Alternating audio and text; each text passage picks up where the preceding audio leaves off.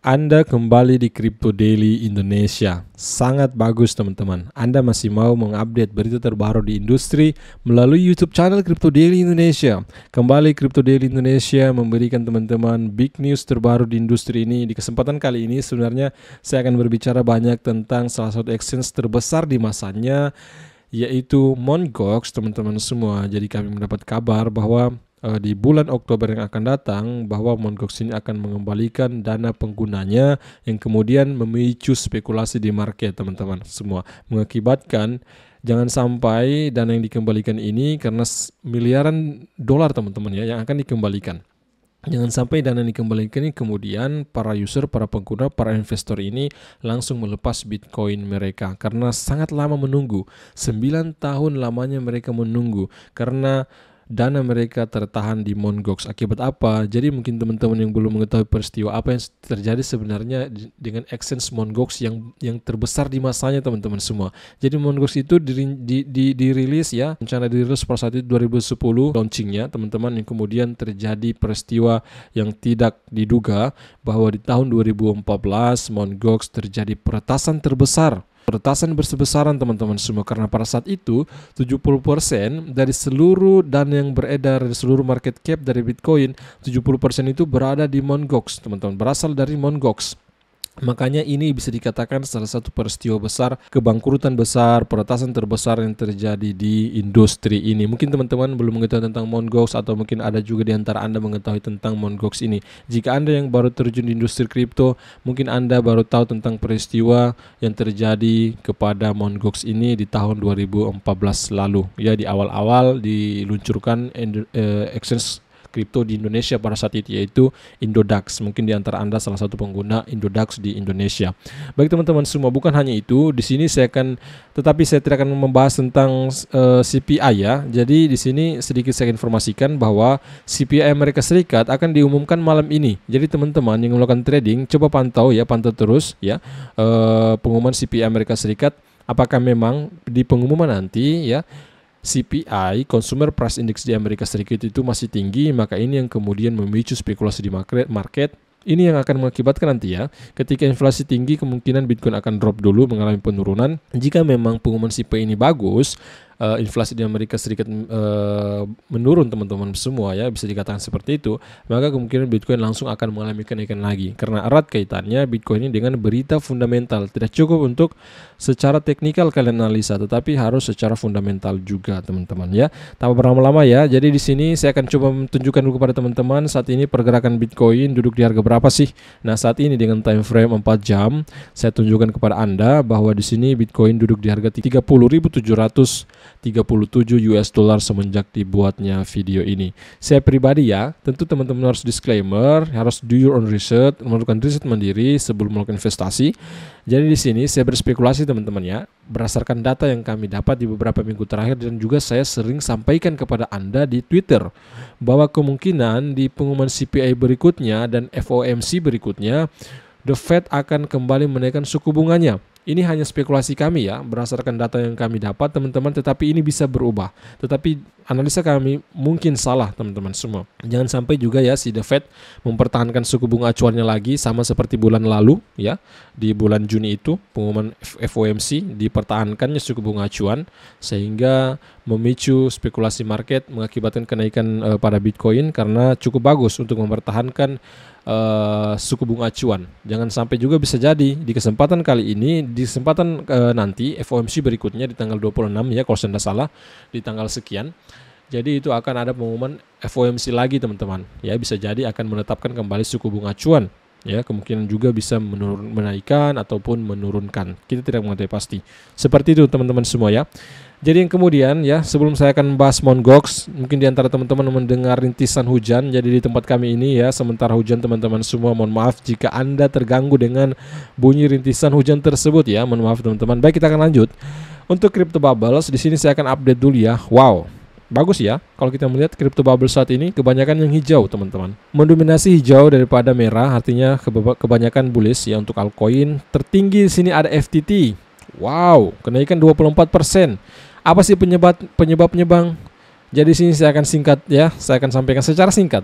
Walaupun memang kami tidak membahas tentang FTT, Tetapi kenapa FTT mengalami kenaikan? Secara fundamental dia bagus. Kenapa?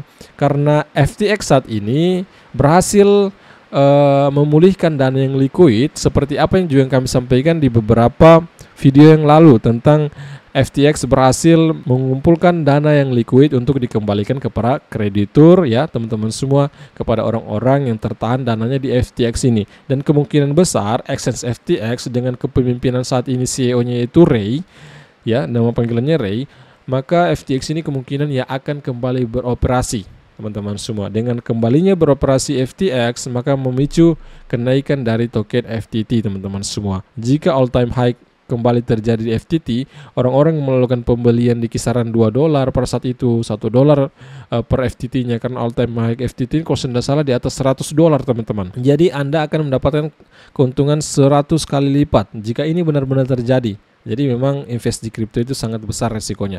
Baik, kita berlama-lama berbicara di sini ya. Saya akan langsung tunjukkan, saya akan berbicara kesempatan kali sebenarnya, saya akan berbicara tentang Mt. Gox ya. Spekulasi akan terjadi karena di bulan Oktober mendatang Mt. Gox ini akan mengembalikan dana nasabahnya ya, dana nasabah yang tertahan di sana ya karena kejadian ya yang tidak diinginkan pada saat itu, terjadi peretasan besar-besaran. Tanggal pelunasan Mt. Gox atau Mt. Gox semakin dekat. Apakah Bitcoin dalam masalah? Nah, ini memicu pertanyaan. Ketika nanti ini dikembalikan, dana-dana ini dikembalikan, teman-teman semua, miliaran dolar, jangan sampai para kreditur ini ya, para nasabah ini tiba-tiba langsung menjual dana mereka. Tidak sabar mungkin ya, jangan sampai tidak sabar mereka ya mendapatkan kembali Bitcoin mereka setelah menanti sekian lama, 9 tahun lamanya, teman-teman semua, menunggu Bitcoin mereka dikembalikan. Ya, kemungkinan besar sebagian para analis, katalis mengatakan mereka akan melakukan penjualan, teman-teman semua, karena takut akan terjadi apa-apa lagi tentang Bitcoin mereka. Sebagian ada yang mengatakan seperti itu, dan sebagian juga ada yang mengatakan bahwa mereka akan hold Bitcoinnya, teman-teman semua. Next stop.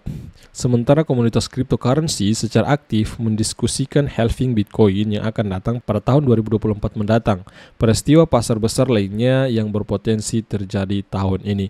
Ada dua spekulasi, teman-teman. Di sisi lain ya, ketika terjadi nanti ini ya pengembalian dana Mt. Gox terhadap debiturnya, terhadap krediturnya, teman-teman semua. Yang kemudian di sisi lain juga ya penyebab itu bahwa akan terjadi penjualan besar-besaran. Di lain itu bahwa akan terjadi halving di tahun 2024, bahwa para holder ini, para kreditur ini, teman-teman semua, kemungkinan besar juga bisa jadi akan hold Bitcoin mereka menunggu peristiwa besar pada Bitcoin halving yang akan terjadi tahun 2024. Mereka melihat ya, halving itu kemungkinan setelah halving di beberapa tahun mendatang akan mengalami kenaikan yang signifikan terhadap Bitcoinnya. Kemungkinan di antara mereka mau menahan Bitcoinnya untuk menunggu peristiwa besar mungkin bisa mencapai all time high lagi, teman-teman. Next, Mt. Gox akhirnya akan melunasi kreditur pertukaran pada akhir Oktober 2023 ini. Jika itu terjadi, pasar mata uang kripto dapat terpengaruh secara signifikan dalam beberapa cara. Beberapa pengamat industri setuju didirikan pada tahun 2010. Jadi Mt. Gox didirikan 2010 seperti apa yang saya katakan tadi. Yang kemudian Mt. Gox pernah menjadi tempat pertukaran Bitcoin terbesar di dunia. Ini pada masanya ya, ini exchange berasal dari Jepang, teman-teman, pada saat itu. Bayangkan lebih 70% market cap daripada Bitcoin itu berada di Mt. Gox, teman-teman semua, bersumber dari Mt. Gox ini. Diperkirakan memfasilitasi sekitar 70% dari semua transaksi BTC sebelum ledakannya. Ledakan yang terjadi, saya ingatkan kembali teman-teman semua, diretas oleh sekelompok orang. Kita tahu ya siapa mereka. Intinya diretas ya secara besar-besaran sehingga kehilangan Bitcoin sekitar 850.000 Bitcoin. Sangat besar, teman-teman. Berapa miliar dolar tuh ya dengan harga saat ini. Pertukaran yang sekarang mati kehilangan 850.000 BTC. 4% dari semua Bitcoin yang akan diterbitkan ya, dari 21 juta sekitar 4% ya, 850.000 BTC ini. Dalam pelanggaran keamanan pada tahun 2014, peristiwa tersebut menjadikan Mt. Gox salah satu kebangkrutan mata uang kripto terbesar sepanjang masa dengan kreditur yang belum dilunasi 9 tahun kemudian. Wow. para kreditur ya menunggu 9 tahun.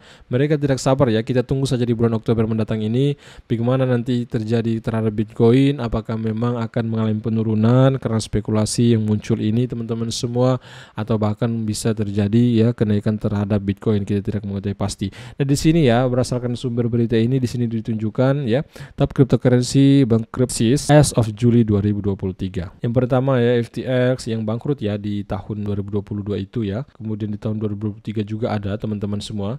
Kemudian Three Arrow Capital, Genesis, Voyager Digital, BlockFi, dan beberapa perusahaan peminjaman kripto lainnya, exchange kripto lainnya termasuk Celsius di sana juga teman-teman semua, kemudian Zipmax. Nah, seperti itu teman-teman ya. Di sini saya akan singkat-singkat saja ya, berita penting untuk Anda ketahui. Berapa yang akan dilunasi? Jadi di sini berapa sih sebenarnya akan dilunasi oleh Mt. Gox terhadap yang akan dibayar ke krediturnya teman-teman. Mt. Gox mengharapkan untuk membayar total lebih dari 10.000 kreditur kripto dari seluruh dunia pada akhir Oktober. Meskipun pertukaran kehilangan 850.000 BTC, Mt. Gox hanya akan membayar sebagian dari total kerugian dari peretasan karena perusahaan hanya dapat memulihkan sebagian dana. Jadi Mt. Gox ini hanya sebagian dana yang mereka dapat pulihkan. Kehilangan 850.000 BTC ya, tidak semua mereka pulihkan teman-teman semua akibat dari peretasan tersebut. Hanya sebagian dana mampu mereka pulihkan. Menurut laporan online dari Mt. Gox yang akan mengganti krediturnya sekitar 142.000 BTC, sekitar 4,3 miliar US dollar, dan 143.000 dalam cryptocurrency bercabang ya, Bitcoin Cash sekitar 40 juta US dollar. Pertukaran yang bangkrut juga dilaporkan akan membayar 69 miliar yen Jepang sekitar 510 juta US dollar. Pembayaran akan dilakukan menggunakan kombinasi mata uang fiat dan mata uang kripto dengan setiap pembayaran dikoordinasikan secara individual dengan masing-masing investor. Intinya seperti itu.